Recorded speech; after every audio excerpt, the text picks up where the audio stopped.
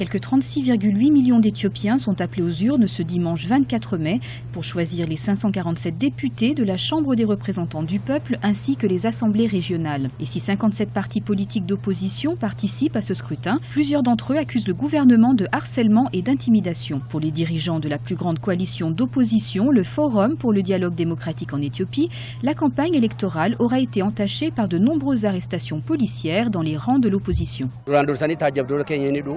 Le parti au pouvoir procède à des menaces et arrestations de nos observateurs électoraux.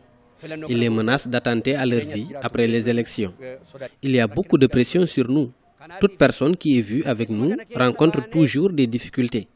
Malgré tous ces harcèlements et menaces, nous irons jusqu'au bout en restant dans le processus électoral.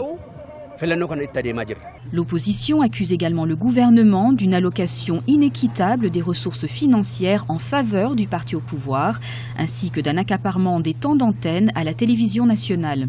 Le gouvernement, pour sa part, nie toute accusation d'intimidation et assure que les élections seront libres, transparentes et équitables. Le harcèlement n'est plus comme il était au cours des élections précédentes.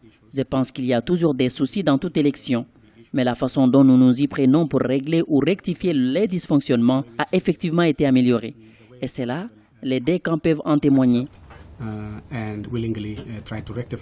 La seule inconnue de ce scrutin semble être pour les observateurs l'ampleur de la victoire de l'EPRDF, le Front démocratique révolutionnaire des peuples éthiopiens, malgré des appels de la communauté internationale à davantage d'ouverture politique en Éthiopie. Cette coalition au pouvoir depuis 1991 continue en effet de dominer sans partage la scène politique du deuxième pays le plus peuplé d'Afrique.